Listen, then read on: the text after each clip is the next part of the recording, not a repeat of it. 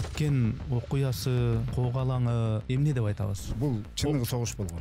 Окуя да эмес бул. Аким Абдрахман Маматалиев айтты эле, жокерлер, аскерлер өзгелеп аткан, ошолор качып кетишти деген. Качып кеттиңизби? Буйрукту ким берет турганын билбей калдык да. Аткыла десе, алар менен атышканга деле даяр элекпиз. Кыргыз армиясынын акыбалы кандай эле негизичи? Кийим кечек жагы, тамак ашагы оорурак эле. Сөздүн ачыгын айткандачы. Баткен согушундагы генералдардын координациясы кандай болгон сиздин баамыңызда? Биздин куралдуу күчтөр өтө начар болгон. Айрыкча контрразведка. Жанагы чалгын кызматынын кишиси дагы кармалып атпайбы? Мурда эле ошол жерде жүргөн экен террористтер. Элдерге айырылышып, кайдымкыдай эле барып, аскердик духуңар менен ошол жерде коркпостон жүрдүңөр деп духуңарды көтөрүп мына ордендерди бердиби? Жок, мамлекет тараптан мен эчтеке алган жокмун. Биз медаль алыш үчүн урушкан эмеспиз да. Биздин Кылычбек чоң атабыз эмнеге антип качып кетти экен деп. Мекенди калтырбайбыз эч качан. Исте деле апал үчүн төрөгөн да.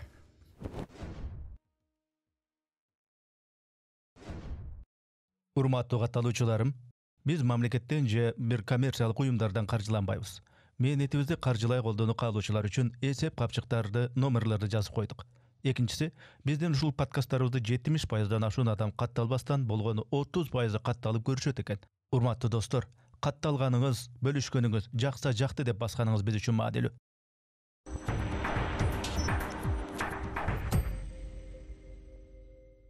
Ассаламу алейкум урматтуу көрүүчүлөр, урматтуу катталуучулар. Биз кезектеги пикирлешүүбүздү, подкастыбызды баштайбыз. Мен аты жөнүм Эрнес Кыяз. Мен бүгүнкү ушул маекте пикирлешүүдөгү биздин каарманыбыз ким экендигин тааныштырып коеюн. Кылычбек Дилдибаев. Кылычбек Дилдибаев. Кош келипсиз. Ассаламу алейкум. Алейкум салам. Баткен окуясы дейбизби, коогалаңы дейбизби, согушу дейбизби, ошол кырдаал боюнча сүйлөшөйүн деп атайын чакырдым. Буга чейин сиз атайын телефон чалып, жанагы Баткен районунун акими Абдрахман Маматалиев келгенде, мен көп жерине кошулбаймын деп буга чейин телефондо сүйлөштүк эле. Мына эми азыр студияда отурабыз. Элге бир салам айтыңыз дагы. Анан өзүңүздүн ким экениңиз, аскери тармагына кантип келип калганыңыз тууралуу баштайлы дагы, анан Баткен жака өтөбүз. Ассаламу алейкум. Биздин куралдаш достор, ден соолуңар жакшыбы? Кыргыз элинин баарына салам. Мен өзүм Дилдибаев Кылычбек Накеновичмин. Мен аскер тармагына негизи окуп жүрчү элем университеттечи. Университетте окуп жүрүп, анан контракт акчам жок болуп калган. Контракт акчам жок болуп калып, анан кайсы факультетке тапшырдыңыз? Филфакабы? Бишкекке? Жок, Жалал-Абадта элем. Жалал-Абадта элем. Анан биринчи курсту бүтүп, экинчи курсту бүтүп, үчүнчү курста контрагым жок болуп калып, анан бекер жүрбөй барып армияга служба кылайын деп армияга жөнөдүм анан. Ошентип келип Баткендин өзүнө отдельный батальон особого назначения деген 75-124 эле ошол жерге келип түштүм. Ушул мен немеге чейин Баткенге келип калгандагы кыскача таржымалыңыз. Кыскача келдим. Өзүңүз кайсы жылы төрөлгөнсүз? Мен 1978 жылы төрөлгөм. Анан мен себеби мындай жана окуп жүргөн убакта мен акчам жок, анан мугалим болуп иштегем да, заочный меме кылып, мугалим болуп иштеп жүргөм Кыргыз тили адабиятта. Кайсы жерде мугалим болдуңуз? Кызылжарда. Калпак деген айыл бар, ошол жерде мектепте. Кызылжар кайсы жакта? Аксы районунда. Аксы, Жалал-Абад. Жалал-Абадта. 5-6 класстарга кыргыз тили адабиятынан берчүмүн. Анан тиги бирок ошол канча жыл бердиңиз мугалим болуп кыргыз тили адабиятынан? Мен өз негизи башында эле лицейди бүткөм да, кыргыз тили адабиятын 1-ден 11-ге чейин бүткөм. Анан университет жанагы университетке тапшырганда эле өтмөкмүн, бирок адаш болуп калган да. Баягы комиссия түзүлүп, баягы кирип апелляционный комиссия дейт экен. Анан барып ошолор менен сүйлөшүп айткан, сеники туура эле экен, сен туура эле жооп берсиң, компьютер адашыптыр деди. Анан ошондой болуп туруп Сен заочно окуй бересиң анда деди эле. Тем более мен очно окуганга менин возможностум жок эле. Мен заочныйга макул болгом. Анан заочно окуп калып жүргөндө анан мектептин ошо мурдаңкы ошо лицейдин директору бар эле. Ошол эжеке жеке жүрбөй ушул жакка барып иштей бер. Өзүм мурда эле олимпиадалардан райондон бирди алгам, областтан 2 алгам, ушундай эле кыргыз тилин айтат. Окуучулук кезде эле активдүү турбай. Ошондой эле. Ошол мезгилде эле ошондой болгон бала болгом да. Анда барып сабак бер дегенде карында бир жөндөмүңүз, шыгыңыз бар үчүн ошентти го. Ошенткен ал эжекеси эме райондо билим бөлүмүнүн башчысы эле мурда. Анан кийин ошо лицейге директор болуп келген. Ошол эжекечи. Анан ошол эжекени айтып, сен бекер эле менин талантың өлүп каласың, мындай шыгың бар. Анан кирдим, ал убакта мугалимдердин айлыгы өтө аз болуп, тамак ашка жетип эле. Ошондой мезгил болгон да. Анан айла жок, анан кой. Ортодо армияга барып келейин, может жакшы болуп калат, анан армияга кетип калгам. Өзүңүздүн каалооңуз, өзүңүздүн чечимиңиз менен барган турбайсыз. Өзүм барып арыз жазып, сен окуйт экенсиң го, справкаларың бар экен го деген. Военкомат. Жок, мен университетке бардым, академический алдым. Военкоматка бардым, арыз жаздым. Барып. Ошентип жана сиз айткан Баткенге ошентип барып калдым. Сизди эми Баткен окуясы, Коогалаңы, Баткен согушу деп колдонууга туура келет. Ошол жогоруда айтылгандардын бирөөсүн колдонуп экөөбүз сүйлөшөбүз. Эмне деп айтабыз? Бул эч кандай Коогалаң эмес. Бул эч кандай бул чыныгы согуш болгон. Окуя да эмес бул. Чыныгы согуш болгон. Азыр көп эле окуя Коогалаң дешип атат. Бул Баткен чыныгы согуш болгон. Чыныгы согуш болгон себеби бул окуя болгудай автомат менен 2 меме атышып, же граната менен 2 меме ыргытып эле койгон эмес. Бул жерде чоң техникалар катышкан, самолет катышкан, авиационный, вертолеттер катышкан, оор техникалар, даже танкалар катышкан. Бул согуштачы. Ана бул кандай окуя эмес да бул. Бул деген согуш деп эсептелет. Ошол жанагы көп эле азыр көп эле бул түшүнүгү жоктон, мындай кантип болгонун көп эле жаштар билбейт азыр. Ал 99 жылы эмне болгон, 99-2000 жылдары эч түшүнүгү жок көп жаштардынчы. Бул боюнча анткени программада жок, эч ким да айткан эмес. Бул боюнча да сөз болгон эмес да. Ошондуктан муну эч ким көп эле билбейт. Анан муну окуя Коогалаң дегенге мен каршымын. Вообще каршымын. Мындай бул согуш. Эгер согуш дебесек, жөн эле Коогалаң деп койсок, анда эмне үчүн мобилизация болгон? Кыргызстандын сыйла армиясы мобилизация болгон. Бүт афгандар барган. Ал жакка Афган согушуна катышкандар барган. А эгер жөн эле окуя болсо, анда андай нерсеге чакырбайт да мамлекет. Просто муну мамлекет моюнга албай атат. Сөзүн ачыгын айтканда. Демек, бул маселени тыкыр керек болсо, мындай атайын адистер, илимпоздор, балким тарыхчылар тыкыр иликтеш керек. Эч нерсе иликтенбеген ушундай болуп атат да. Муну тыкыр изилдеп көрүп, бул окуя экен, меме экен көрсө, Коогалаң бекен. Ошон үчүн эчтеке билинбей атпай, баары эле айтып атат. Анан бул негизи согуш да. Согушта катышкан нерселер ал жерде болуп атпайбы? Бирок масштабы жөнүндө кеп башка, чоң жанагы жанагы дүйнөлүк согушка, атамекендик, биринчи атамекен согуш мемелеге караганда мунуку баягы аз топ болгон, аз. Азыр мындай эле силерге мындай эле түшүндүрүп берейинчи. Афганистан. Афганистан менен Россия канча урушту? Афганистан жеңилген жок. Америка урушту, жеңилген жок. Себеби эмнеде? Себеби муну биздин жана Баткендеги Зардалы, Кожечкен, жанагы айтып аткан Коргон, булардын релеви ошондой форматта. Бир целый ротаны 4 эле адам токтотуп коет. Тоташ релефи ошого ылайыкташкан. Позиция алып эле целый ротаны 4 эле ошол террористти токтотуп коет. Мунуку ушундай да. Ошондон демек жанагы сиз салыштырып айтып атпайсызбы? Оогандардын, жанагы оогандагы согушта мисалы үчүн советтик армиянын аскерлери барды, американецтер барды, Америка солдаттары. Ооба. Ошолордун оогандарды тикелей жеңе албаган себеби жайгашуусу, рельефи деп атасыз. Баткендеги жанагы Зардалы, Кожешкен ошондой эле аймак деп атасыз. Жылуу суу, Бекин жылуу суу. Андай чакан деп эсептебеш керек, бул деле кадимкидей согуш болду. Кадимкидей согуш, бул кадимкидей согуш. Анан мунун дагы бир нерсесин айтайын. Бул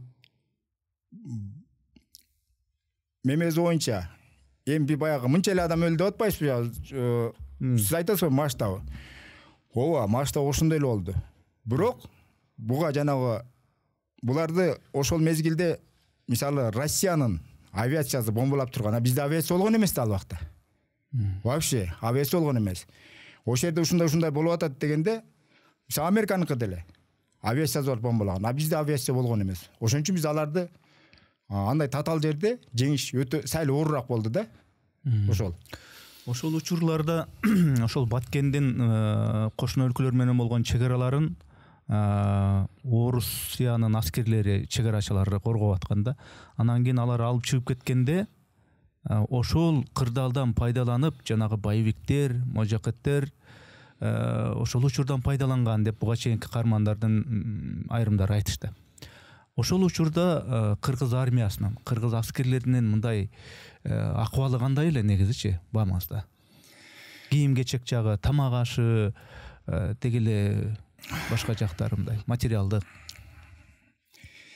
Кийим-кечек жагы, тамак аш жагы оорураак эле. Сөздүн ачыгын айткандачы, мисалы бизде, мисалы мен весенний служба деп коет да, жазгы баргандар. Булар жазда бир кийим алат, кышта бир кийим алат. Ошону кыш өткөндөн кайра ошол кийимин кайра кийесиң, болду. Башка кийим бербейт. Тамак аш боюнча негизи биздин батальондо тамак жакшы эле берилген. Чем башкаларга салыштырмалуу. Себеби бизде эми баягы баарыбыз армия барганбыз. Баарыбыз эле билебиз армиянычы. Баягы бизде бир мемуар эле да, майор Жедигеров дегенчи. Өтө мындай уставный эле да. Былтыр жолуктум. Полковник алып калыптыр. Биринчи жолу былтыр жолуктум. Ошонун мезгилинде даже еттин граммына, сүлүчтүн майдын граммына чейин берчү эле да ал. Бердирип өзү карап турчу эле. Эрежени аябай катуу сактачу экен. Ал катуу сактачу эле. Бирок меме кылсаң дагы, тура эмес иш кылып койсоң дагы, ал резко эле губа бегом марш дечи. Ошол жагы да бар эле. Тартипке строгий эле. Анан тамак аш боюнча биздики жакшы эле. Жанагы мем айткандай эмес эле. Силерде эми Кудайга шүгүр жакшы эле экен. Жакшы эле болгон. Жалпысынан негизи оор эле деп аны да айттыңыз. Эми жана аким боюнча өтөлү. Мен суроомду берейин сизге. Буга чейин телефон аркылуу экөө сүйлөшкөндө, сиздин подкастыңызга келген жанагы акимдин айрым бир жерлерине кошулбаймын деп айттыңыз эле. Ошол аким Абдурахман Маматалиев айтты эле, ушул жана биз блокпост коюш үчүн коргоо министрлигинин айрым бир жоокерлерин алып алып, жергиликтүү аксакалдарды алып алып, жолдо кетип атып, анан кайсы бир жерге келгенде бизди курчап калышты. Анан кийин тиги артыбызда жоокерлер, аскерлерибиз келип аткан, бирок бир аз артта калып калган, ошолор качып кетишти деген сөз айтылып калды. Жаш балдар эски форманы кийгизип коюптур, артта калып кетти. Бир бала биздин аркабыздан келип, ошо жалгыз калыптыр. Кагылышып кете турган болуп атат, тигилер артта калган. Ортодо тиги бала менен, анан мен айттым тиги шаар эменбин баласына. Могулларды акырын аксакал атын буруп кача баштады. Чыгарып тургула деп анан алдыга чыгып сүйлөшүп калдык.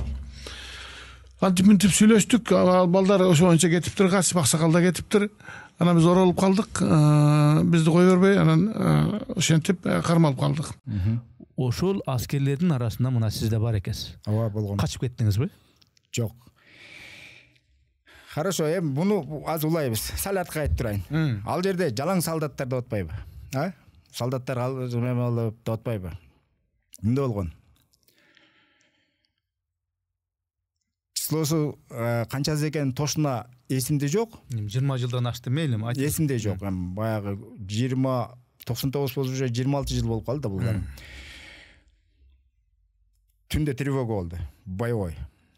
Анан ар кимибиз оружиябызды алып чуркап чыктык. Бизде подготовка жакшы эле болгон. Жанагынтип мындай тигиндей жана айтып аткан эптеп эле жатып служба түшкөн мезгилибиз эмес болгон. Сөздүн ачыгычы. Анан чуркап чыгып эле айтты, короче, мен тоскула, жолду тозуп, шлагбаумдарды меме кыла деп. Мемеден эмне болуп атат деп сурасам, начальник штаба майор Пратов бар эле. Десем ушундай террористтер каптап кириптир деди. Анан блокпостторду ондотуп таштадык, ар жагыбыздан. Баягы биздин эми складтарыбыз бар да, кисем андай. Анан эртеси күнү эле келди да бир задание бар деди, ошону аткара тургандар деди. Сизди тактап коюн, ошол жанагындай кабар укканда боевиктер келиптир экен. Кайсы жерден элеңиз? Мен ошондо Баткенде? Баткендин өзүндө 75-124 деген войскада болгом. Командир отделения биринчи ротанын биринчи отделениясынын командир отделениясы. Командир турбайсыз? Командир отделения мен. Улаты берип. Анан построение кылды.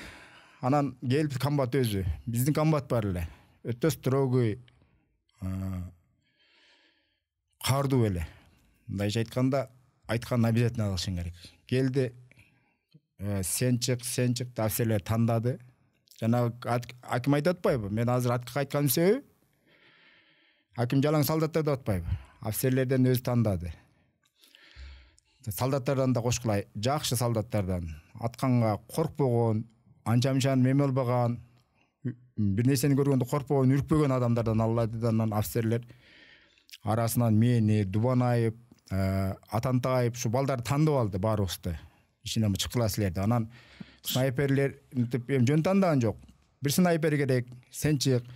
Сенде гранатомет бар, сен чык деп баягы уже кыскасы мыктыларын тандаган турбай. Карап, мыктыларын карап, анан баягы булардын деле мемези бар да, ошон үчүн чыгарып атат да. Болбосо баарыбыз эле автоматчаны давай деп эле чыгарып жүрмөк да. Снайперден алды, меме гранатометтен алды, автоматчтен, пулеметтерден алды, тандап. Жөн эле жоокерлер эмес. Жоокерлер тандалма аскерлерден кошуп алды. Жана акимдин айтып аткан себеби, ошол мен артка айткан себеби, ошентип офицерлер да бар эле. Бул жердечи жалаң солдаттар эмес. Анан вертолетко салды. Салганда айтты, саларда эч качан ушул жакка барабыз. Баткенге барабыз. Блокпост болот. Бир уктуңар, террористтер кириптир. Блокпостко барасыңар. Коркуу сезим жок. Бар нерсени унутуп, боевой духта барганбыз. Мындай жанагындай коркуу сезим, эме болгон, артка кайта турган нерселер бизде болгон эмес. Баягы биз анчалык эмнеге кетип атканыңарды түшүнгөнсүз? Түшүнгөнбүз. Чыгып вертолетке отуруп барып түштүк. Зардалга барып түштүк. Биринчи бар эле ошол биздин частан учуп барып Зардалга барып түштүк. Зардалга барып түшсөк, ал жерде уже бизди күтүп турган экен. Баягы эшек, аттар менен биз эми ал жерден октарыбызды барын алып чыктык да.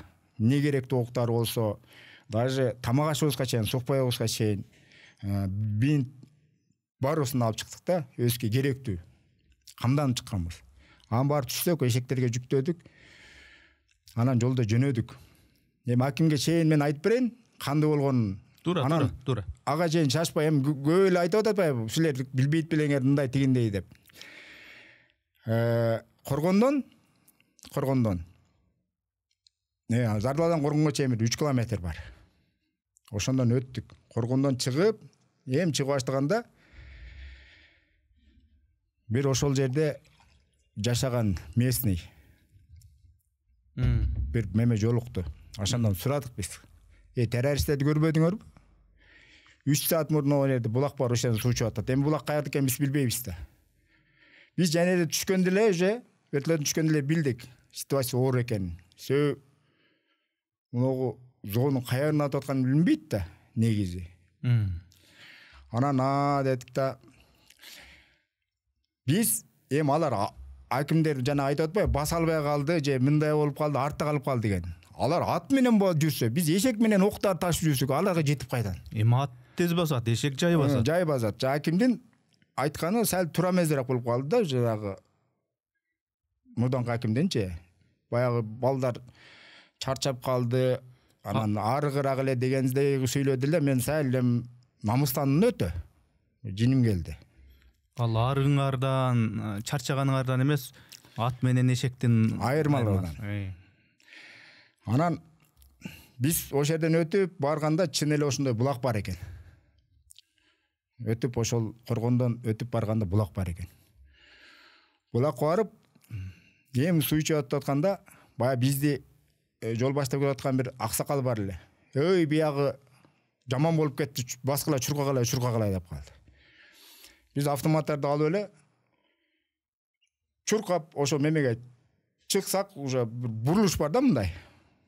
Ошол жерде бизде мурда жетип калган офицерлер, меме позиция элегеле деп калды. Жана аким айтып атпайбы? Качып кетти деп. Биз ошол жерде мындай кыр экен да, мындай түшкөн жер экен. Биз мына жерде эле позиция алып жаттык.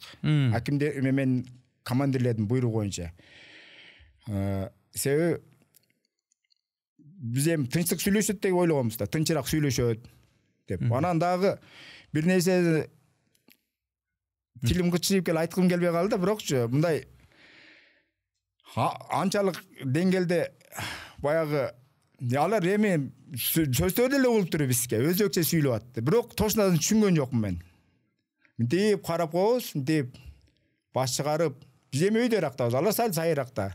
Демек жана барымтага алынып аткан акимдин мындай кара көрүнүп эле турасыз. Көрүнүп туруп бизге этекте. Өзүнчө позицияда турасыз. Биз эми өстө мындай турабыз да. Анан ошо Баткендин акими жана качып кетти дегенине мен ошол үчүн айтып атам да, мунучу. Анан бул жерде анан айтып атпайбы, бул кийими мемеке мындай экен деп. Мындай да негизи. Иштин баары кийимде эмес. Мага майлим бирөө желет берсин. Тишиме мемеме чейин куралдансын. Эң негизде адамда дух болуш керек. Баягы колуңда кылыч болсо да, тике турсаң, душман өзү эле тайсалдап турат. Кийим сийимде эмес. Анан карап турабыз, сүйлөштү алар. Сүйлөштүрү аттан алар чүрүп коюптур, биз бара. Аттан түшүп калыптыр. Өз аттары менен жүрөт эле да. Анан өстөрүн же аким бизди көрбөй калдыбы, мен таң калып атам да. Бирок көрбөй калышы да мүмкүн, себеби мындай карап турган. Биз акимдин арт жагындабыз. Сиздин баамыңызда тиги мажахеттер деле силердин бизди карап турган силердин байкаган жок алар деле. Жок, байкады. Кантип эле байкайт. Биз эми мынтип алып үстө турсак, ал эле эмес, бул жакта деле мемелер алар специально турган да, болбосо каяктан. Биз уже вертолет менен түшөрү менен, мен оюмчачы, вертолет менен түшөрү менен уже сводка кеткен. Жеткен уже, кетип атат деп. Демек аким жана аксакалдар эмес, силерди деле көзөмөлгө алып көзөмөлгө алып турган полностью. Анан карап турабыз. Анан аларды алдына аттарды өстөрүнүн алдына салып алып жөнөдү. Биз да элештик. Анткени бизде мындай болгон. Келип атканыбызда бизде комбатыбыз башкарып келип аткан, баштап. Анан жанагы айтып аткан туура эле, бизде бир эле рация болгон экен. Ошо комбат деле да. Комбатка комбат менин жанымда аттан келип атты эле. Эшек октары менен мен келип аттым жанындачы. Балдар чогуу келип атканбыз. Ошо меме коргонго чейин чогуу эле келгенбиз. Ошо коргондон кийин уже эшектер жайлап өйдө да, коргондо мындай өйдөрөк да, ошондо жайлап калгандан алар эртерээк болуп кетти да. Жанагычы. Аким менен аксакалдар, атчандар алар батыраак алды. Матенов бар ичинде, мен тааныгандардан подполковник Матенов, начальник разведка бар. Мен анын себеби мен аны мурда билчилимин да. Анан белки да бир эки офицер эле жакшы тааныбайм аларды. Матеновду мен таанышымын. СНБдан да бар экен. СНБдан да болгон бир андан башка да адамдар бар эле да. Аларды алып кетти. Биз может жакшы тилекте сүйлөшөт болуш керек.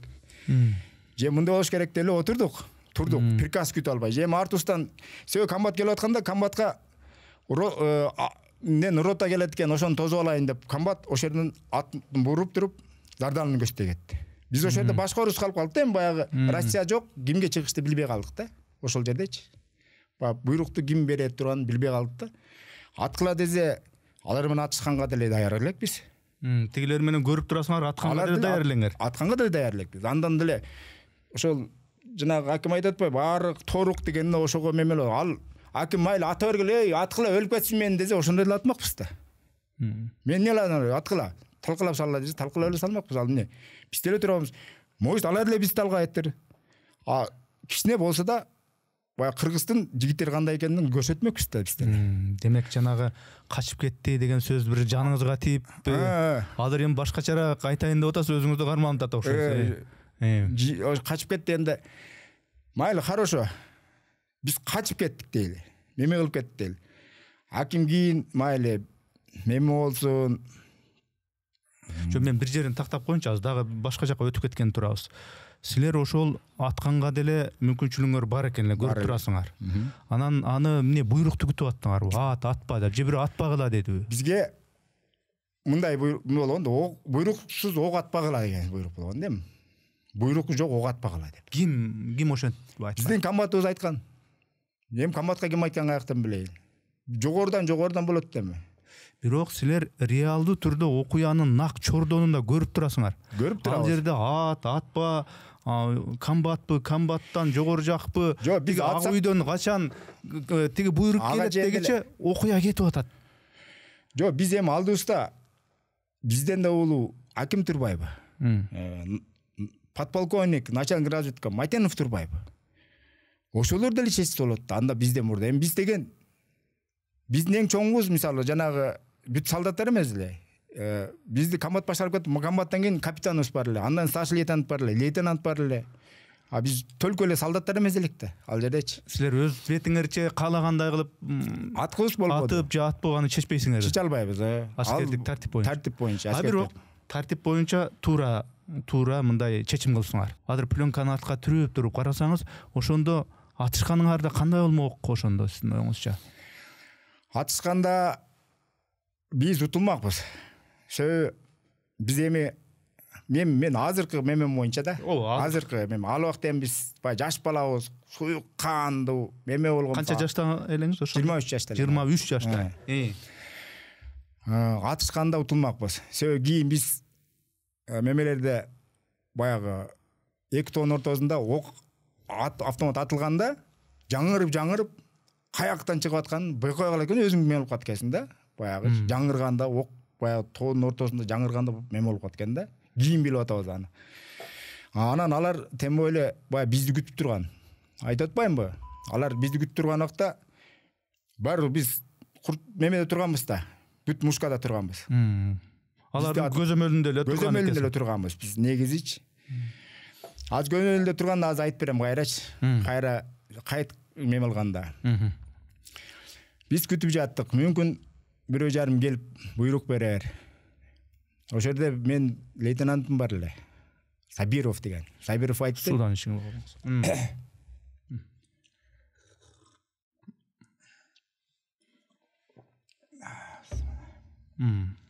Сабиров айтты. Жолдош капитан, Паустовон деди, сиздин званияңыз чоң экен. Давай командуйт этиң деди. Ал дагы ошол убакта эми бизден 2 жаш эле чоң экен да, баягы. Сабиров, по-моему, 76-жылкы эле боло эле да. Мен 72. Курч мезгил экен, аз ойлоп көрсөм, Сабировда курч мезгил экен. Команданы мен албайсызбы деди. Анан жанагы капитан позицияны элип жаттырла азыр. Мүмкүн келип калар. Үмүт. Биз атышып кетели десек, алдыбызда тигилер турат, мемелер, акимдер, тигилер, эми алар может жакшы сүйлөшүп аткандар. Же мем болуп аткандар, ой ошондой болуп атат. Туура. Баягы деген ой да эми биз. Туура эле логика да. Ошондой эле ой. Алар эми бизге айыл огат элек, биз атпай турайлы деген эле ой болду ал жердечи.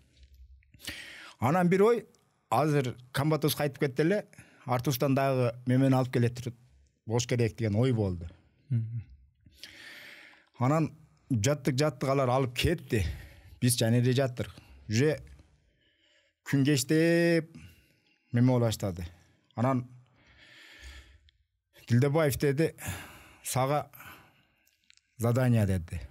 түнде не бар не жоқ ногу менин взводтун октарын алып ураттыга барып кошул деди. Бардыгына мен айттык, октон көбүрөөк алгыла, гранатаны алгыла, ченеми жок алар эле. Не бар не жок деп эле ачык эле эскертти. Анан мага эшектерден аттарды берди. Алып жөнө. Ат жок эле, только эшек эле. Анан жанымда мен ошол баланы унутуп атам. Жанагы ким эле, жана Баткендин айыл башчысы ким эле? Жардалынын Айтназар беле? Бизге келгенби? Тагаев. Ошол билет болуш керек. Бир баланы кошуп берген бизгечи.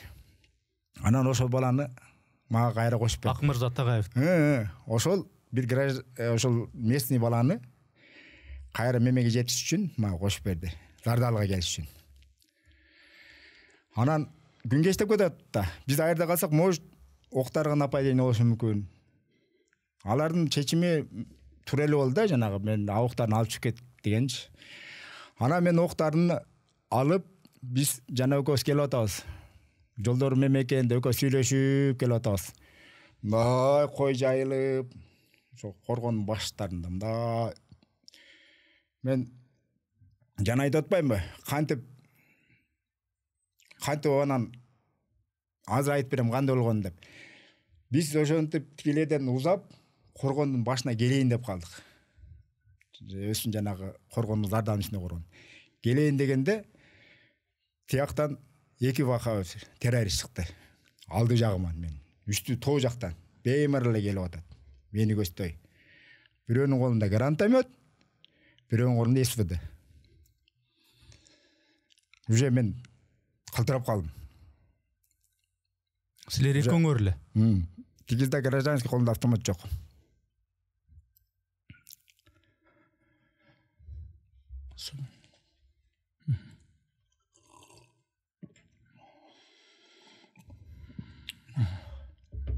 Мен ачуу келгенин себеби силер ошондой күндү көрүп атпайсызбы, хакимгечи.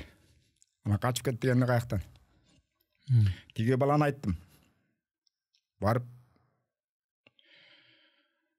Жардалга жөнөтөйүңүз. Узак жол. Мүмкүн дагы бир неме бардыр. Көрсө бизди куршап калган экен. Биз жөн эле ротабыз неме жанагы барган взводубуз ортодо эле калыптырбыз. Немелердин. Тияка жөнөтөйүн десем, алыс жол. Анан кайра өзүстүн немеге жөнөттүм. Барып айт. Террористтер бар экен. Мага условие керек dedi. Ал коркту. Аз мен чуркап кетсем атат dedi. Тиги вахабисттер көрүндү дебедиңизби? Аралыгы канча? 400 метр. 400 метр. Анан тиги коркту. Мен сен бурулгуча мен турам, карап турам, атпай сен dedi. Анан барып жөнөдү. Байкуш кетти. Ошо бурушка чейин чуркап барып, уже алды эле мен болуп калды окшойт, билбейм, кетти кыска. Карасам уже жакындап атат тигилер. Жанагы террористтерчи экөө. Де гранатомет менен мынтип писикке атак кылып коет мындайчы. Анан уже менде неме үзүлүштү алды. Үмүт. Не белек болду. Ортодо. Оружияны алдырып койсом, октарын. Каяк барат ал. Эртең баары өскө келет. Өскө келип тиет. Деген ой пайда болду. Эшектен түшүрдүм октарын. Койдум жерге. Тиги кетти, өзүңүз калдыңыз. Өзүм эле калдым. Эшектин октарлар полностью түшүрдүм. Ичин ачып караштадым мындай. Уже алар тигилер успеть этпей калса, мен уже октарын жардырам деп, кайсы жеңил жарылат. Ящиктерди ача баштадым, гранаталар бар экен, гранатометтин октор экен, бүт ящиктерди ача баштадым. Бирден ачып карап. Гранаталарды алдым, койдум. Уже бир 30 минут убакыт өтпөй калды, ошо. 30 минут убакыт. Алар, по-моему, ушу жарым саатта келип калды окшойт, кайрачы. эмне кылсам, атсамбы, атпасамбы, баштасамбы, баштабасамбы. Эгер баштасам, тиякта достордун эмне болот? Урушта. А баштабай мен болсо, тикелей нападение болсо мен эмне кылам? Келип октарын алдырып койсом, биягым эмне болот? Ой ошакта болуп атты меники. Анан баягы вакыт өтпөйт экен. Чын. Мынтип бат деле болгондой болот экен да мындай. Раза көпкө күткөндөй болдум. Өтө зарыгып, эми үмүт да. Алдырбаш керек. Мага буйрук. Сага жеткизесиң шуну деп. Гранаталар тиздим. Яштарды койдум. Эгер жакындап меме ала турган болсо, эмени граната гранаталар дыргытып, яштар жардып салам дедим. Өзү менен кошо деп. Ой ошо келип токтолдум боем. Эгер атпай меме болуп калса, спейт этип калат келгенге балдар. Тигеле келгенге. Эми мен ок атсам болот. Жакын. Автомат деле жакшы атчумун. Немелеге жакшы эле тийчү мишендергечи. Тиякта жакшы переговор болуп атса, мен бузуп салгандай болбойм деп. Тиякта акимдердечи. Может переговор жакшы болуп мындай болуп атса, мен атсам, тигелер болуп кетти да, переговор бузулуп кетпесин. Ой ошакта болуп атат. Анан жакшы. Мен балдарым, досторум жетип келип калды. Кудай жалгаптыр.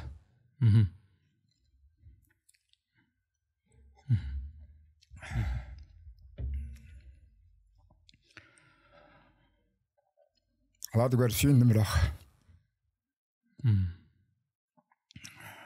Бир сержант бар эле. Сверхсрочник. Ошо зам командир зот эле. Ошол Бакыт деген. Анан да бир Атантаев деген бала. Атантаев солдат, тиги офицер. Ошо состав киреттим. Ошолой жетип келип калды. Келип эле, эмне болду? Көргүлө ону карагыла дедим. Жанагылар уже тигилер биринчи тигиле келип атканда, чото алар өйдөн өгөстөй меме болуп калгандан мен ойлодум да булар эмнеге меме болуп атат деп. Көрсө та бийиктиктен тигилер көрүп аткан экен да келип аткан. Жанагы жактан мага адамды чуркап келип атканын көргөн экен. Ошого чуркаган экен өйдөн өгөстөй. Мен ойлоп, эмнеге андай болуп атат депчи. Бул эмнеге артка кайтып кетип атат деп. Анан тигилер келгенде раза сүйүндүм бирокчу.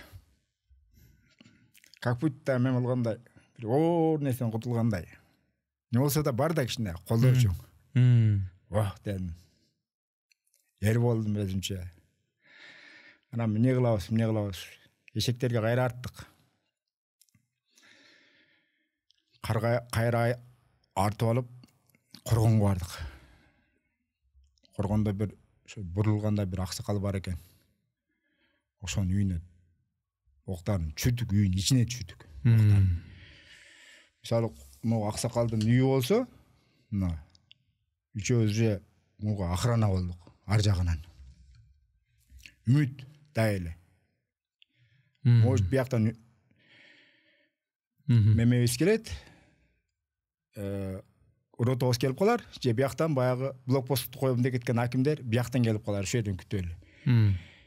Не кылабыз, кетип калабызбы деп, кетип калайлы десек. Может ок түндө атыш болуп кетип, тигилерге ок жетпей калып, жардам келип сурап калса, биз эмне кылабыз деген ой келип атты. Жардам болуп керек болуп калса.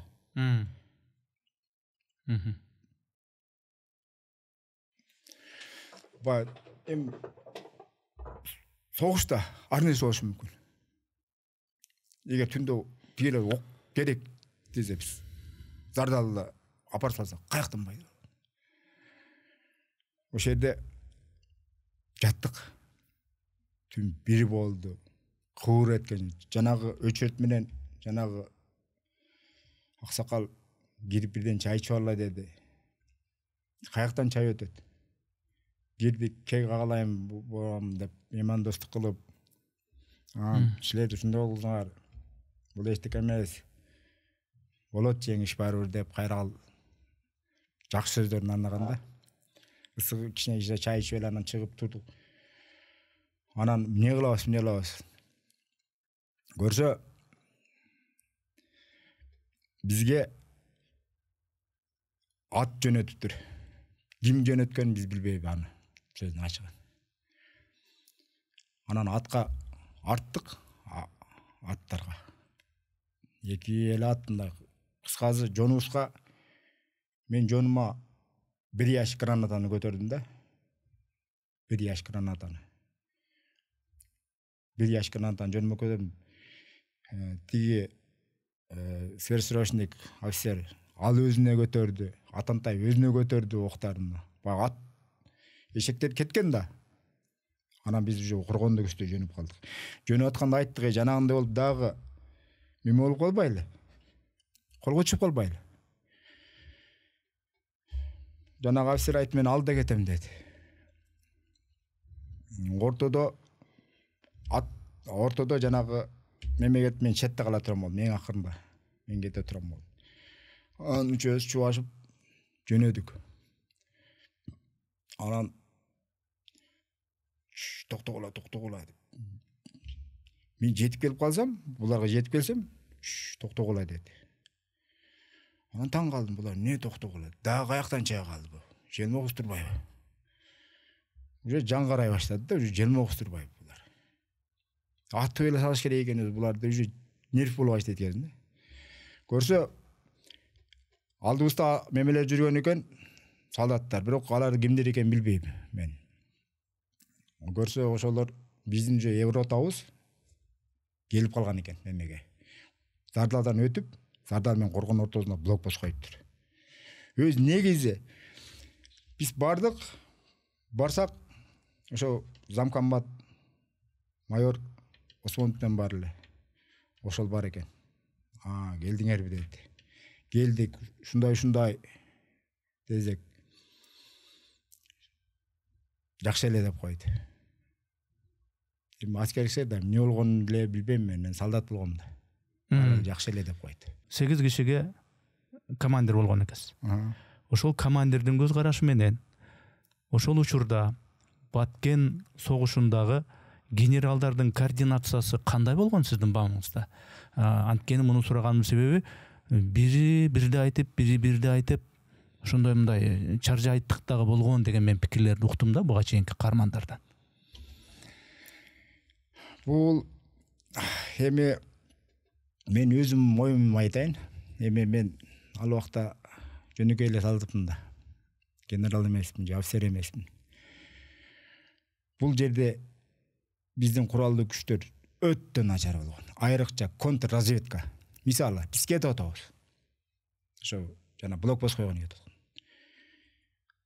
Эки террористти суучуп аткан деген нуктук, 3 террорист жана булакта суучат деген нуктук. Алар бизде мурдуккандыр. Анан дагы бир ошо жанагы блокпост коебуз деген точкасын мен көргөн жокмун, бирок негизи блокпосту жанагындай точкаларга кое албайт да. Өтө ыңгайсыз жерлер да. Эки жагынан келип, эки кырмен келип, эки жагынан келип, үстүнөн эле граната менен атып эле эме алып турган жерлерде эч жака эме боло албайсың. Блокпосту негизи коргонго эле коюш керек. Коргондон бирака блокпост кое турган неме жок да мен ойлогомдойчу. Эми баягы генералдардын боюнча мен эми көз карашым боюнча айта албайм, но бирок мемези тажрыйбасы мисалы билген деле болуш керекпи, билбегенмин да. Мисалы биз солдат болуп билип атабыз да, мисалы жанагы суруп атам мен. Террористтер көрүнбөйбү, жок тоңар бог ичинде бир жерде жатпайбы десем, суучуп аткан жерден да. Алар деле может уккандар. Мен түшүнгөн жокмун ушул же. Жок, жана аким менен кошо жанагы чалгын кызматынын кишиси дагы кармалып атпайбы? Анан биз сиз азыр айтып атасыз, бизде ушу чалгын начар деп. Ушу чалгындын башчысы тиги барымтага түшүнүп атат. Аны түшүрбөстөн ошо чалгындын миссиясы. Ошону түшүрбөстөн алдын ала маалыматтарды билүү болчу да. Же силерди, же командирлерди, же сиздин деңгээлиңиздеги дагы рангыңыздагы аскерлер ушундайбы же ушундай эмеспи? Я кандай болду экен? Я дедиртпей чалгын нерсе ага чейин 2 ай, 5 ай мурда баардык маалыматтарды бирип, анан кийин силерди буяка баргыла, койгула, тиги блокпостту буяка койгула же алгыла дегендей маалыматтар болуш керек беле дейм да. Жок, бул маалыматчы биз Баткенге барып дем кийин аралашып калдык да. Эми баягы Коргондо болуп калдык, Коргондо жүрүп калдык. Бул маалымат мурда эле ошол жерде жүргөн экен террористтер. Келип, элдерге айырылышып, кайдымкыдай эле барып, меме сатып алып, кайдымкыдай эле жүргөн. Азык-түлүк сатып алып, коюп. Биз бар электе мурда эле. Вот ошону начальник развед Матенов билген да. Билсе керек, ал чалгын кызматынын жооптуу кишиси болуп атса. Билген да. Мен баамда билип туруп, не көргөнсүрө деп мени ортуруп да менчи. Мен солдат болуп, колго түшүп калган. Тем более барган, колго түшүп калган. Мени ортуруп да. Мен айтып атпайм жана. Уротанын октарын, взводдун октарын жардырырым, эсил келбеси жардырмакмын да жанымда болуп кетсе. Ошо жанагы бир видео жүрбөйбү интернетте? Генерал Субанов өзү жана ошолордун бошотулушунда. Элиталар дегенде анда мен деле бар элем жанында эле. Жанда белеңиз, ошондо айтып атат. О, какая элита, кандай элиталар колго түшүп калган. Мына чалгын кызматынын башчысы, СНБнын башчысы, райондук, каяк региондук деп ошентип атат.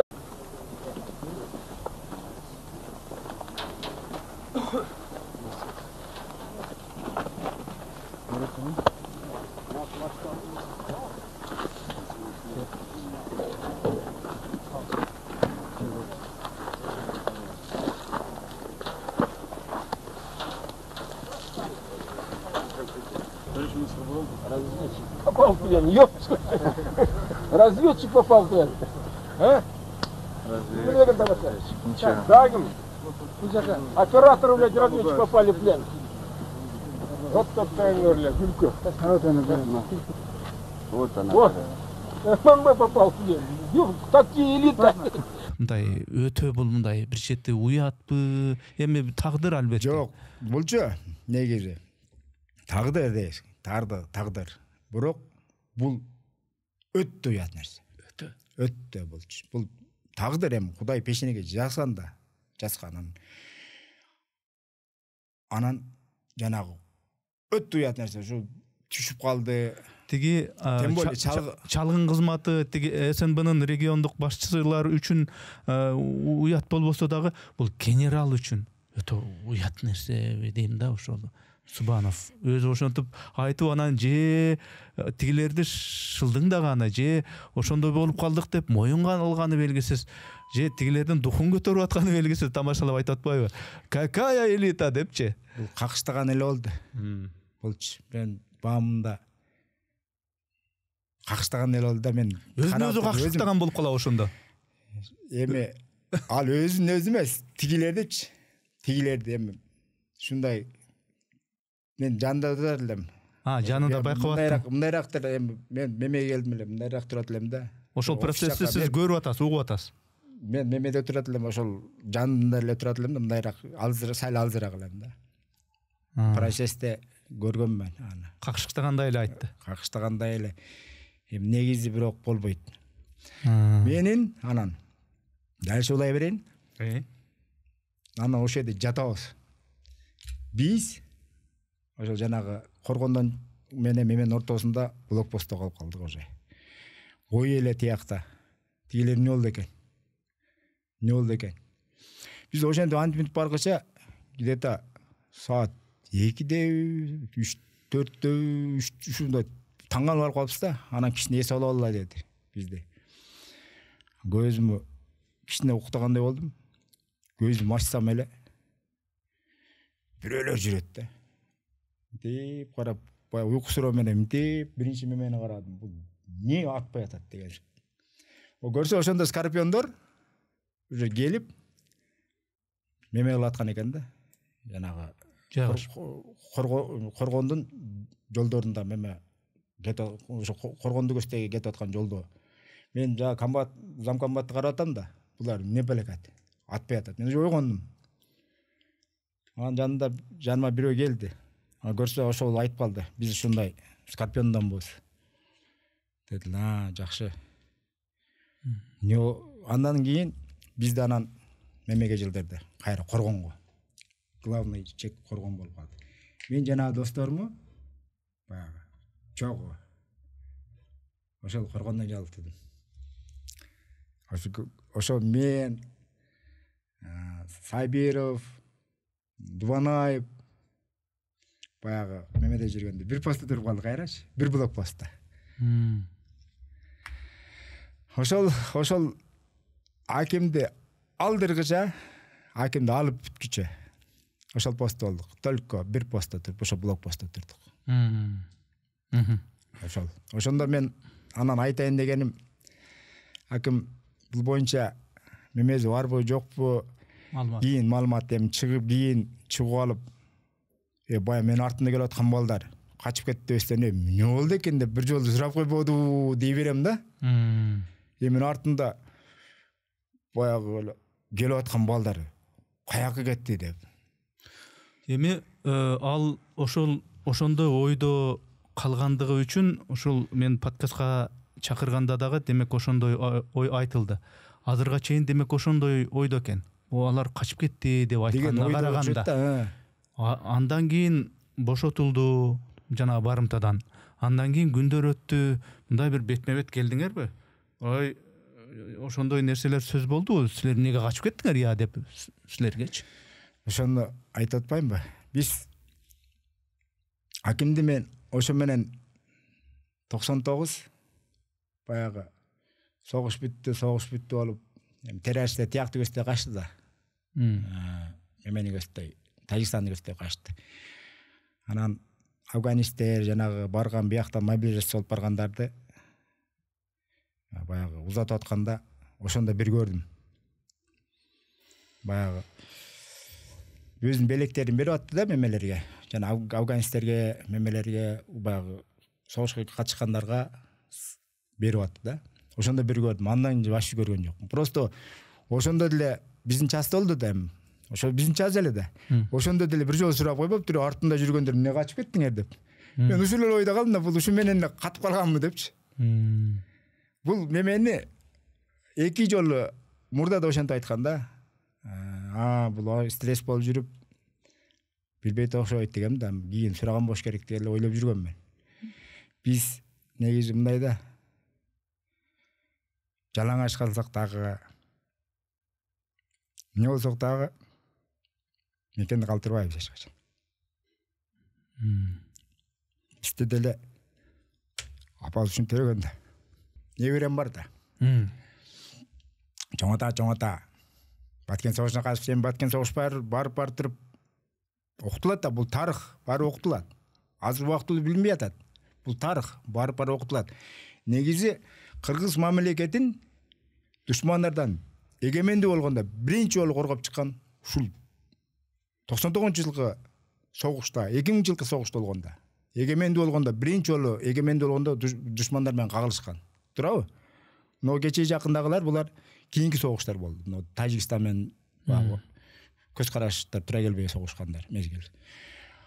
Ошо мезгилде мен неберем айтышы мүмкүн да. Чоң ата эмне качып кетсиз? Мен эмне демек элем? Ошого Кудай сактасын. Эми жылуу меме жамбыз. Сиз эмне ошондо айтпадыңыз? Чыгып айтып койбойсузбу? Барып айтып койсоңуз болбойбу деп суроо бериши мүмкүн да. Туура, эң туура. Алдын эле ушундай нерсени айтып коюш керек. Качып калган эмесмин, мынткан эмеспиз деп, биз качкан эмеспиз да биз. И так азыр ошол Дубанаев деген бала бар эле. Кече экөөбүз сүйлөштүк. Алда окуптур да. Ал өзү Баткен өзүндө. Прямой эфир кылып эме болсо деле кылып койсоңуз болот эле дедим, билбейм дедим. Мен андайга боюнча билбейт экенмин дедим да. Биз качпадык эле го деп. Ал деле капа болду да. Баягы ошол жерде жүргөндөр капа болуп атат да. Негичи? Просто мен меме болгонум али деле билбейт бекен. деп таң калам да. Ошо менин журналист катары сиздин аскер адамы катары, ошол аскердик турмушта кайнаган адам катары милдетиңиз мен мекенimди коргош керек деген нерсени өтө бир башкача сезим менен айтып атпайсызбы? Менин милдетим ошого окшогон окуяларда, мисалы үчүн Баткен согушу деп атабыз. Ошондо ар бир адамдын өзүнүн чындыгы болот экен. Бирөө бирдемени айтса, кайсы бир нерсени туура эмес айтып алат экен, айтпай кетет экен, же бир башкача айтып алат экен. Анан аны ошол Баткен согушун көргөн, катышкан башка тараптар да көрөт да, мына сиздей болуп. Анан бирөөсү капа болот экен. Бирөөсү мага чалат экен, ай бу кандай деп.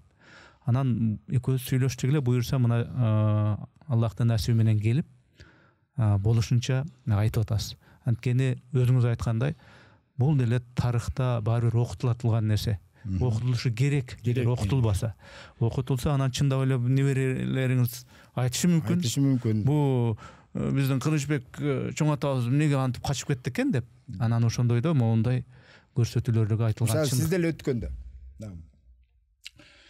Максат ким эле? Насиев. Генерал Шамкеев. Эми чечилбей калды да. Эгер Шамкеев болгондо өзүнүн оюн айтмакта. Өзүнүн оюн айтмак. Вот. Эми на всякий случай мен болуп кетсем ушундай ысык жамыбызда. Мен болуп кетсем мага да ушундай калып калышы мүмкүн эле да. Бирок дагы бир нерсени маалымат иретинен айтып коеюн. Ошол тиги генерал Шамкеев каза болуп, тиги айтайын десем каза болуп калды да. Анын жанында ошонун сөзүн уккандар, анын ошол анча-мынча айткан деген кептерин уккан тарапты да чакырдык. Ал дагы Аслабек Малдыбаев келип өзүнүн пикирин айтты. Генерал Шамкеев негизи мындай киши болчу, негизи ал мынтип айтты деп ал тарапка дагы биз мындай эме мүмкүнчүлүк бердик да айткангачы. Эми кандай дейсиз? Биз кепти улай берели андан ары. Эми мен генералдар боюнча дагы сурайын деп атам сизден. Сиздин бамыңызда ушул Баткен согушу, Баткен коогалаңында көп эле генералдар барып, келип, антип мынтип жүрүштү. Кайсы генералдар мындай активдүү болду? Кайсы генералдар ушул окуяны ичинен, түбүнөн билип мындай реалдуу бир кадамдарды кылып атты генералдардын ичинен? Бул жерде генералдардан мен Исаковду жакшы сыйлайм. Исмаил Исаковду. Себеби жана Баткендин акимди алдык кайра. Залогдон биздин жоокерлер переговор болду, кыскасы кандай болду билбейм. Биз түрү менен карап жаттык.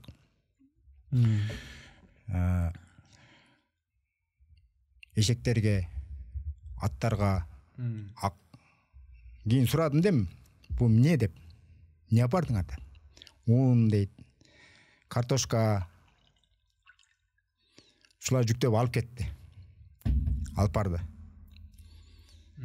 Мен генералды не үчүн баягы кимди деген нерседен артка айтып атам да кайра.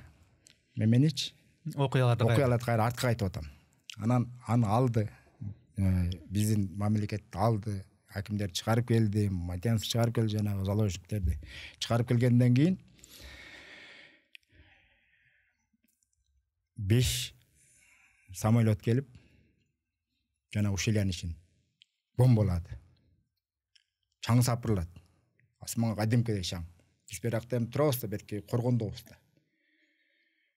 Асманга чаң сапырылып, меме кылып чыкты. Вертолеттер барып аткылады. Анан уже войсканы алып чыгабыз деп калды. Войсканычы. Войсканы алып чыгабыз деп калганда, алып чыгат деген ойдо деле болгон эмес. Мен негизичи биз баягы жерде өстүм пост, блокпост. Күндү түндүр ошол жерде турабыз. Түндө мен сизге дагы бир нерсе айтып коеюн, бул бизде ночное видение деген болбогон. Бурун желет деген болгон эмес. Биз ошондо дагы айтып атпаймынбы? Бир биздин милдет болгон, мамлекетти коргогончу. Бул бизди атабыз, апабыз ошон үчүн өстүргөн да. Мени коргойт деп. Мамлекеттин латынядан, юбилейден. Ошондо баягы асманга ракетаны сатчу элек жана согушта деп чыгат го. Анан жарык болуп турат. Анан ошо менен жок экен деп карачу элек да душмандарды. Бизде чынын айтканда курал жарак боюнча аксак болгонбуз. Анан Баткендин акимин алдырып бүткөндөн кийин, бомбалап бүткөндөн кийин мен ошо штабка ошо жерде штаб деп койчу элек да. Мен муну генералды неге сыйлап калдым? Бир ошо военный вертолеттогу летчик келип, биз барып мен болсок бизди ат кылып атат деген угуп калдым да.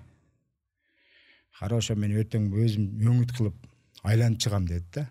Көрүп чыгайынчы бийигирактан деди. Ошондо Исаковдун бир ошондой сөзүн уктум. Бул бир. Экинчиси, целый ошол войсканы Зардал коргондон алып чыгып кетебиз деген да.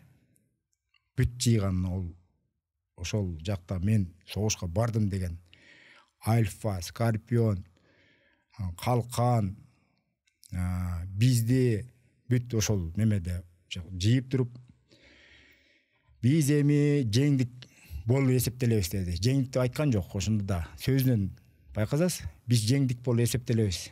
Биз эми кайтабыз деди. Ким айтты ошентип? Исаков.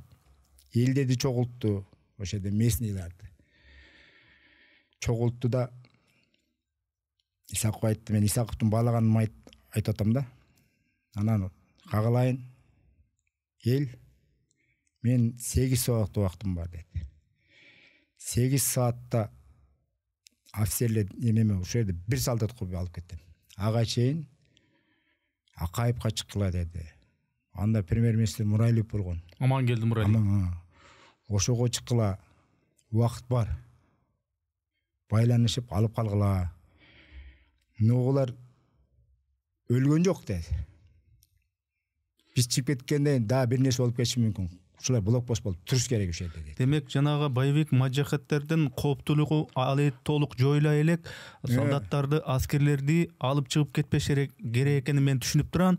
Мүмкүн болушунча коңгуроону кагып силер чыккыла тиги жакка деп Исмаил Исаков айтып атат, Исмаил Исаков. Анан уже ошол жерден Скорпион, Альфа бүт келгендер. Эми биз местныйбыз да, Баткен. Обон, 4-чү обон деп коет бизди. Ошо обон ошол жерде калдык. Бая блокпостто. Ошол убакыт бүткүчө. Убакыт бүткүчө. Исмаил Исаков ошол жерде тикезен тик турду. Өзү билип атты, бирокчу чыгып кеткенден эмне болорун жөөсөт аткан окшойт да, помойчу. Мен ошондой ойлоп калдым да. Мен ошон үчүн чыныгы мемекенин байкадым да ошодо. Эми ошол жердеги реалдуу кырдаалды, реалдуу акыбалды андан кийин алдыда эмне болоорун көрүп турган мына силер. Ошол Исмаил Исаков генерал, муну алып чыгып кетсе чатак болот дагы. Бул маселе али чечиле элек деп атып анан болбой эле баары бир эле алып чыгылып кетилди да, Ал болду уже. Исаковдун ноле сөзү бар да, мага буйрук келди. Эми сиз мен билбейбиз да. Аны ким буйруду? Ким буйрук берди ошол алып чыгып кеткиле деп? Билбейм, Меме дейин десем, Субанов дейин десем, генерал-полковник. Субановду иштен алып өргөтүрдү. Исаковду да өргөтүрдү иштен. Эми ошо менен мен болгон жок да ал. Исаковдун мен эл үчүн күйгөндө ошондо мен болдум, бааладым да кайсы генералды да. Анан башка генералдарды менен Топоев мемелерди деле жанагы Чотбаев. Бирок ошол точно ошол жерде ыйлактап турганда бар экен го бизде да дегем да. Эми ошол жерде сиз айтып атасыз, бул деген кадимкидей согуш болгон депчи. Когалаң дешет, окуя дешет, бул согуш болгон деп. Эми суроо сизге. Ошол жерде да мындай жаракат алгандар, жарадар болгондор, жабыр тарткандар болдубу? Ушул тууралуу айтсаңыз. Мисалы бизде өзүбүз үчүн айтайын эми. Обондо бизде деле ошо Дубанаев жанагы. Мен айттык го көз. Жана кече чалып айт ушундай болду деген бала. ага менин гранатометтин осколкасынын огу тийип дал ушу жүрөккө тийип кудай саклаган. Кайра эмнеден кирип эмнеден чыккан. Жүрөккө мили жетпеген. Алар жанагы эмтилбыны алып барып, эмтилбыны эмтилбыга чыккандан согуш да бул. Ошо айтып атпаймынбы. Жаракат бизден го өлүм болгон жок, жаракат болду да. Ошол менин гранатометтин осколкасы тийген. Ал бала ошол деле жана баткен мемесинде бар эле. Ошол кошо жана алдырып атканда биздин жаныбыз деле ал деле. Бизде деле ошондой болгон согуштачы. Анан өлүм кудай сактасын. Бизде болгон жок. Жанашап жүрдүк. Биздин батальондо, биздин мемеде болгон жок.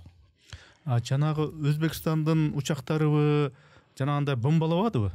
Ошондой бомбалаганда силер кайсы позицияда элеңер? Ошол окуя болгондо кайсы жакта элеңер? Мемени ошол биз коргондо эле ошол позицияда эле жана бомбалагандачы. Ошо коргондун ошо четки позициясына жанагы Кожечкен ошол Ушелияны кеткенде жылуу суу мемеге кеткендердин дал ошол Ушелиянын оозунда эле отурат элек бомбалаганда. Алар можокеттердин, байбектердин так кайер экенин билип бомбалаштыбы же туш келди элеби? Билип бомбалашкан болуш керек. Себеби биздикилер деле барып атканда мемегечи. Эми жок дегенде бомба ого эмес да мынча жерде тие турган. Байкоңордо канча самолет болчу Өзбекстанда? 5 самолет Өзбекстанда. Ошо 5 самолет бар бомбалап бүткөндөн кийин анан ошондо да көрүшпөй Исаков бул согуш биз жеңдик деп эсептеп коелу деди. Жеңдик деген жок. Эл үчүн турду. Ошон үчүн силейм деп атпайм. Анан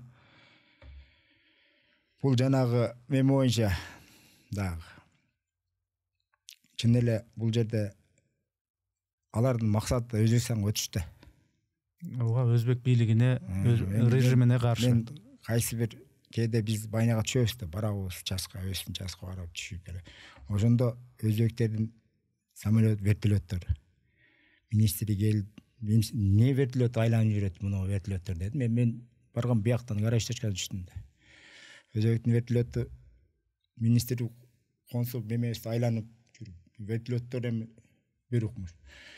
Эгер биз чын эле мен баамында да майлы өтсөң өтөр деп тибей койсок деле Өзбекстандачы мындан көп адам кырылмакта. Тиги можокеттердин, байбектердин айынан. Бул эми өзбектердин максаты ошол жеке халифат орнотуш дешип атат. Мындай караганда силер биз ошол сыяктуу аскерлер, силер сыяктуу аскерлер ошол жерде биздин өлкөбүздү коргойбуз деген менен экинчи жагынан Өзбекстандыга келчү кооптуу нерсенин алдын алып атыпсыңар да. Өзбекстан тараптан кандай бир мындай чаралар сиздин оюңузча болдубу? Ошол мемелер мен баягы барганда ошол часта мемелер айланып жүргөн ошо министри келип туруп Өзбекстан министринин сүйлөшүүлөр болгондур. Бирок негизи могу эгер бизден өтүп кетсе Өзбекстан кирмек да. Бул халифат орнотобуз деп атпайм. Өзбекстан эле ошол убакта Каримов болуп кичине изычы болуп турган. Эми бул Өзбекстан басып алмак эмес. Өзбекстан ага жол бермек эмес, бирок көп эл кырылып кетмек да. Көп эл кырылып кетмек өттү чоң. Биз бул жерде азыр кыргыздар айтып атпайбы, согуш Өзбекстанга кетип аткан душмандардын мийизин кошо кайтаргандай болуп атат. Муну азыр түшүнбөй атат, бирок муну тарыхчылар жакшы изилдесе, мындай нерселер чыгат да. Негизи биз эми Өзбекстанга өтөм деп атпайбы. Өтө турган адам деле. Мындай эле өтсө болот, бирок турабы? Сөз келип эле чаң чыгарып, курал жарак менен жүрбөстөн. Мүмкүн алар өтсө, может аякта деле өстөнчө пландар бардыр. Паланчаны биринчи част алабыз.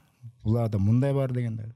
Ошондой болушу да мүмкүн деп ойлойм да мен. Негизи ошол жерде Өзбекстандын коопсуздугундагы, элдин коопсуздугунда кыргыз эл коргой алган деп эсептейм да мен. Анан ошо негизи ошондой деп эсептейт экенсиз. Ал жерде жанагы бирөөлөр качып кетти деп атат, башка болду. арык торук, анан кийим начар, тиги бу деген сындар айтылып атат. Ошентеби, дебейби, бирок негизгиси ошол биздин Кыргыздын сиздей аскерлери болгон аракетин көрүп Өзбекстанга келчү кооптуу нерсенин алдын алды. Бул деген мындай караганда эми батырдык да. Канча эл кырылмак. Анан могул рахмат, чоң рахмат Кылычбек. Азаматтар канча дагы мындай аскердик духуңар менен ошол жерде коркпостон жүрдүңөр деп духуңарды көтөрүп мына ордендерди бердиби? Ушул баткен үчүнбү? Бул эми мамлекет тараптанбы? Ооба, Жок, мамлекет тараптан мен эчтеке алган жокмун. Себеби мен алам деген деле ой жок, бул биздин милдет болгон ал. Жок, олар эмне ордендер ал?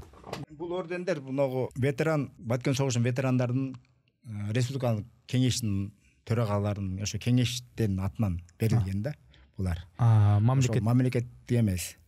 Мамлекетте биз бул биз медаль алыш үчүн урушкан эмеспиз да. Атышкан эмеспиз. Мамлекет биздин милдет болгон ал, коргош. Мен ойлойм да, медаль деген сөз сүйлөп деп ошо көкүрөккө темир тагып коюу эмес, рахмат деп ыраазы болууга дейм мында. Ооба. Просто эми мен мындай атам айтканда, балам жакшы коргоп келдиң мени депчи. Атамга рахматтап өтүп кетти. Апамга жаш менен өтүп кеткен 3 жашыманчы. Атаңыздын ошол сөзү медалдан дагы жогору турат го. Андан да жогору. Рада сүйүнгөнбүз. Эми биз ал убакта медаль боюнча деле мындай оюбуз деле болгон эмес. Медаль алайлы, мындай кылайлы, биздин максатыбыз эле ошол болгон. Мен азыр ушу көкүрөгүңүздө турган ордендер, медалдарды көрүп анан кийин ошондон эле сураган суроо да болчу. Ошондой Баткен согушу, Баткенде чоң бир мындай чипи болуп атат. Чоң ошондой нерсеге жана генералдар жүрдү деп атабыз, башка жүрдү деп атабыз. Башкы командачы, президент Аскар Акаев өзү мындай бардыбы? Эмне болуп атыптыр Баткенде? Аскар Акаев барды. Эми Аскар Акаев барганда мен таң калам, бирок чын барды. Барганда көрдүм. Мен ошол мезгилде помощник, начальник караул болуп калдым. Ошол часта мени кайтарабыз, начальник ошол скалат бар, октарлардын. Көрдүм ошондо. Ал барганда эмне кылат? Бул бар нерсе жасалмады биздечи. Оружиялардын түрүн койду. Президент келет деп. Бул мындай көрүнүштөн бурданкы эле көрүнүш. Бул жана мажакеттерди кууп ийгенден кийин бардыбы? Мен ушун точно меме албайм да, эстей албайм. Мажакетти жок, кууп бүткөндө мемеге анткени кууп бүткөндө Скорпион жок, кетел меме кууп элеген ал. Скорпион себеби Скорпион жана вертолеттон секирип түшүп мемелерин көрсөткөн да. Түшүп, арка менен түшүп, ана тоон аткылап, аскердик машыгууларды көрсөткөн тактика. Тиги Аскар Акаевдин көзүнчө мондай даярдыктарыбыз бар. Ушул менен жеңебиз дегендер мен ошондой ойлоп калдым. Менден баягы ошол убакта баягы адамдарды алмаштырып, барып посто турганда да алып келип, кайра эсал, сен эсал, эми сен мен аң деген убакыт болгон да. Кетип атып көрдүм, ошол жана катюшалар бар го. Ошо менен мемелерди аткылап, зоолорду аткылап көрүп турганда ошондо. Анан айтканымды өзүмчө ойлогом да. Ушундай Акаев деле меме адам да. Күчтүү меме боюнча, илим боюнча. Анан бирок наоборот душмандарды көздөй мага эмне лазым аткылап. Курал жарак өзү ок дары жетишпей атса, деле өзүмчө ойлоном да. Баягы. Эми ошо мезгилде карап өзүмчө ойлонгом да, жаш мезгилим да. Биякта тигинде угуп калдык да, баягы ок жетпей, мындай болуп атат, кырылып атат дегендерди болуп атат да.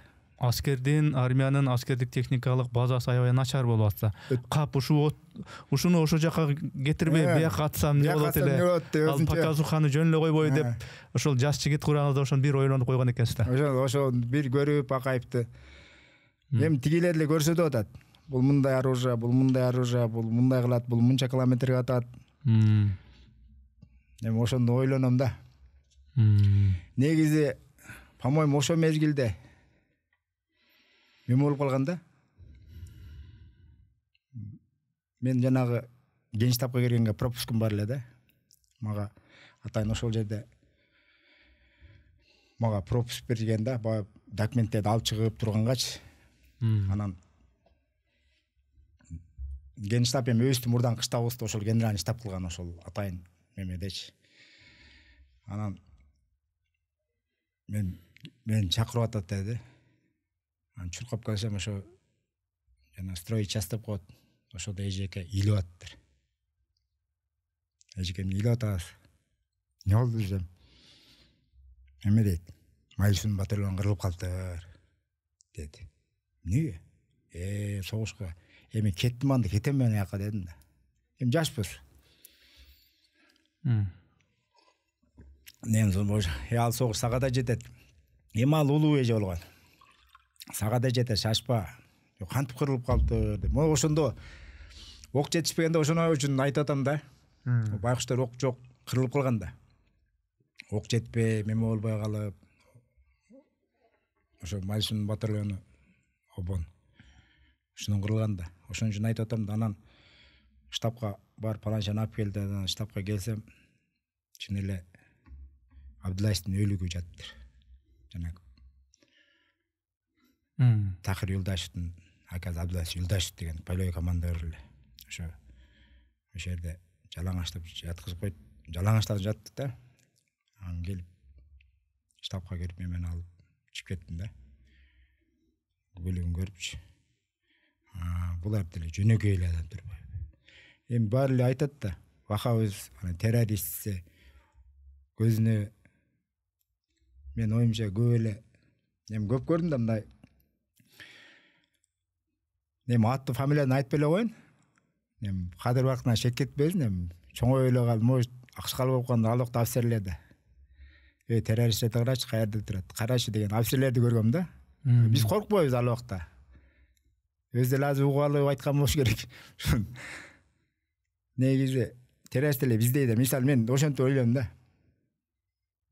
бизге окшогон эки колу бар эки куту бар анан биздин кийимибиз жок болсо дагы жалаңач болсок да баары мекенди коргой алабыз да самый главный туурабы ооба аскердик дух жөнүндө айтып атасыз да эми сизчи аскердик дух боюнча негизи дух болсо жеңет да өзү негизи азыр эми сизге мындай суроо да азыр эми тынчтык кырдаал кудайга шүгүр согуш жок кошуналар менен болгон баягы жетекчилердин өз ара мунасасынан чыгаралар кайсы бир деңгээлде сүйлөшүүлөр болуп такталды эми жанагындай үмүт бар жанагындай бир ошондой бир карама каршылыктар эки өлкө ортосундагы баягы чыр-чатактар болбойт согуштар болбойт деген үмүт бар ушул кезде эми силер ар кимдер ошол Баткенге барып ошол согушкан катышкан жоокерлер палчандар ар жерде өзүңөрдүн тиричилиңер менен бирок ошол эле учурда баары бир аскердик бир потенциал жөнүндө армия жөнүндө согуштук куралдар ошолордун деңгээли Кыргызстан мындай сүйлөшүп калат болушуңар керек анан бүгүнкү күндө Кыргызстандын аскердик техникалык потенциалы кандай деп ойлойсуздар мындай показуха эмеспи анча мынча дрондорубузду көрсөтүп атабыз тиги Түркиядан атайын техникаларды алып ошолор менен сыймыктанып атабыз мындай бизде чындап эле күчтүү аскердик техникалык потенциал барбы же мындай показухабы азыр деле азыр бар мурданкыга караганда бар шүгүр азыр бирок эми азыр биздики эми өзүбүздүн мындайгы өзүбүздүн регион Средний Азиядагы Борбор Азиядагы мемелерге бар бирок азыр мамлекет эми андан бешпеттер өнөгөт да башка мамлекеттер бизде мен оюмча бар да, анан бирок азыр башка мамлекеттер роботтон жасашып атат көп нерсени. Биздикилер деле ошондон алар чыгарып бүткүчө деле биздикилер деле аракет кылса болот деп ойлойм да. Бизде деле окумуштуулар көп да. Ооба. Туурабы? Анан могу согуш боюнча деле бизде меми өнүгүп калган да азыр. Мен сиз айтайын деп атасыз, кошуна мамлекеттер, башка мамлекеттер мындай согуштук тактикалары өзгөрүп атат. Алдыңкы технологиялар менен ошо жагын биз дагы күчөтсөк деген ой. Деген ойду айтып атасыз да. Эми биздин убагыбызда биз Баткен согушунда болгондо эгер жанагындай болсо жакшы эле да. Местоположение тыштап коет элек. Ушул жерде араң турабыз, кел жардамга десек, учуп келмек.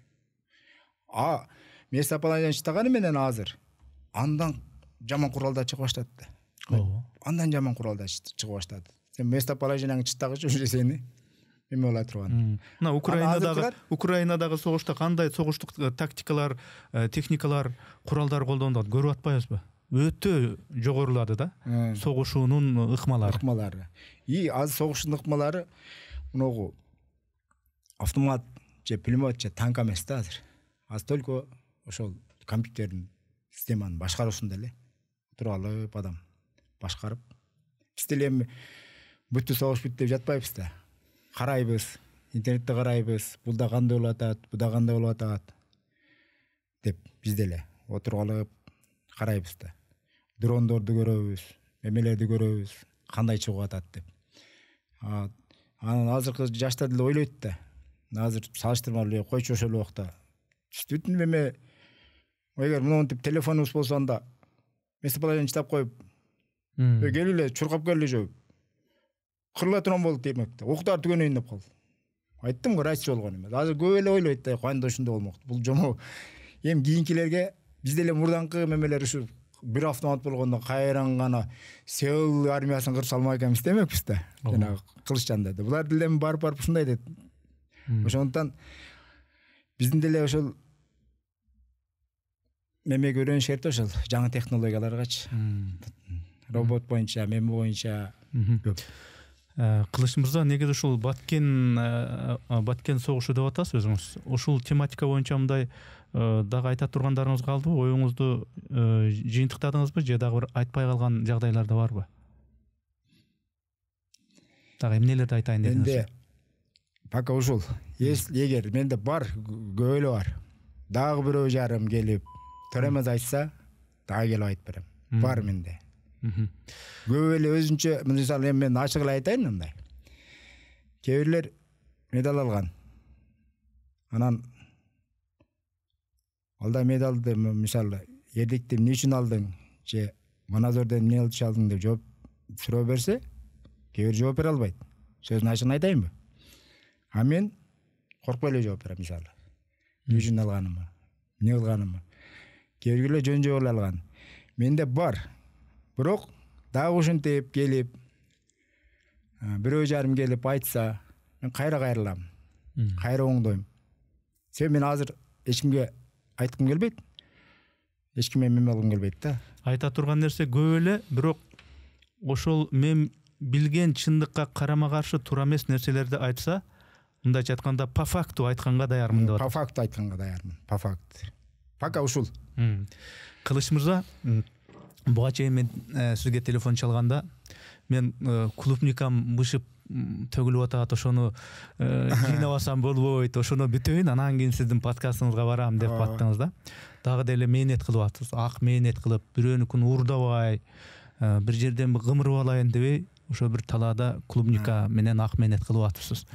1978 жылы төрөлүпсүз. Мен 1977, менден бир жаш күчүү экенсиз. Бирок эмне деген нерселерди башыңыздан өткөрдүңүз. Мына ошол Баткендеги жанагындай кырдаалдарды көрдүңүз. Өлүм менен өмүрдүн ортосундагы ошондой бир жандын таттуулугун, ошондой бир баягы көпкө бир өтө бир узакка созулуп кетти ошол мүнөттөр дебедиңизби? Анан ошону айтып атып, бир аз муун жөнүңүз бошоп да кетти. Эстедиңиз ошол 25 жылдан ашуун, 26 жыл ашуун ошол мүнөттөрдү эстедиңиз, ошол жака кайра барып келдиңиз, кайра жөн эле аны айтып койбостон ошол сезимдерге кайра түштүңүз да. Анан мен да ошону карап отуруп мындай сизге суроо да. Согуш жана тынчтык. Клубника терип атабыз. Тынчтык, бала чакаңыз, ошол согуш жана тынчтыктын ошол баркы, согуш эмне, тынчтык эмне, тынчтыктын кадыры деген ушундай өңүттө биз ушул подкастыбызды жыйынтыктайлы, пикирлешүүбүздө. Сизге сөз. Согуш бул негизи адам пенде неге согушат деп ойлонуп берем. Мейли, мисалы таң калам, баардык нерсе жетиштүү, жери өзүнүкү бар. Неге согушат деп ойлонуп берем да, туруп алыпчы. Согушту эч бир адам көрбөсүн. Согуш бир туурунан ажыратат, баланы жетим кылат. Кайгыдан башка жакшы нерсе алып келбейт. Төлкө кайгы. Ал адам өмүр бою стресс алып калат. Кичинекейинде кандай стресс болсо, балаң кичинекейинде кандай стресс болуп чоңойсо, чоңойгончо ушунуп калат. Согуштачы. Согуш эч качан болбосун. Анан эң жакшысы тынччылык жакшы да. Мынтип клубника терип, күлүп, жайнап жүрүп. Бул эң жакшысы. Анан бир нерсени айтып коеюн. Эгер душман капысынан кол салса, бар нерсени жийиштирип, жерин коргош керек. Эр жигит адам, эл жерин коргош керек. Эр жигитти ошон үчүн ата энеси тарбиялайт. Мени коргойт деп. Ата энең коргоон, мамлекеттин коргоону. Бүт тууганың коргоону, семьяң коргоону. Ошол. Кылыч мырза, атайын курпун айыңызды ошол жакта бар иштер калды да. Анан ошо ишиңизди жыйыштырып, атайын келип ушундай бизден ушул подкаст үчүн, пикирлешүү үчүн, маектешүү үчүн келип бергениңиз үчүн, ошону мен үчүн эмес, мынау бизди көрүп аткан көрүүчүлөр үчүн кандай көңүлдү көтөргөн, ойлоно турган, мындай тараталай турган көп маалыматтарды айтып койдуңуз да, өзүңүзгө байкалбаган менен. Ошон үчүн сизге ыраазычылык билдирем. Жашоо тилектер бар, бирок жанагынтип дагы тура эмес каршы болуп калса, келем. Эшик ачык. Эшик ачык качан болбосун. Себеби азыр мисалы ошол убактагы баягы чиновниктер, баягы жогорку чиндегилер немелер бар да, болгон да. Бар. Азыркы окшоп мактанып, эки өзүм как мен баягы бемени биз бүткөндө болбой эле да, мындай. Алантып бирөөгө күнөөнү шылтагандан көрү, шылтап дагы бир нерсе шылтаса, дагы келем. Менде фактылар көп нерсе бар да. Рахмат. Дайыма сизге дагы. Дайыма эшик ачык, качан болбосун ошондой кырдаалдар болобу же башка бир ой толгоолор бар эле, патриоттук темада деген сыяктуу башка темалар боюнча деле бир ойлоруңуз болсо, дайыма эшик ачык. Чоң рахмат сизге. Сизге да рахмат. Ишиңизге ийгилик. Анан ногу жана максат боюнчачы баягы эрки күчтүү бала экен. Мен ошонун ордуна болгондачы, эми экөөбүздүн мындай характерибизди, мүнөзүбүздү салыштырып көрдүм да.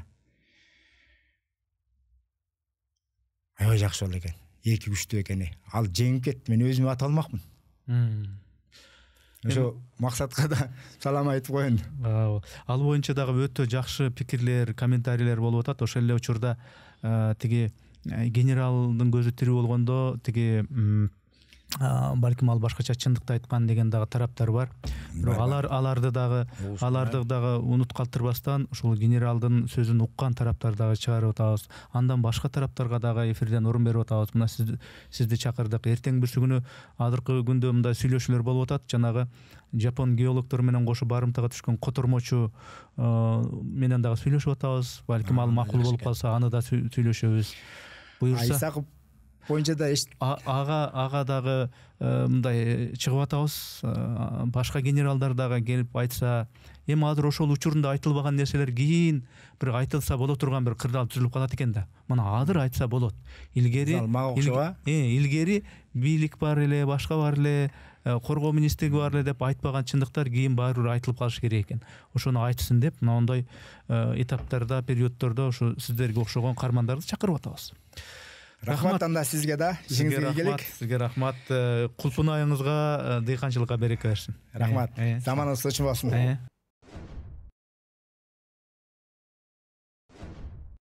Урматтуу катталуучуларым, биз мамлекеттен же бир коммерциялык уюмдардан каржыланбайбыз.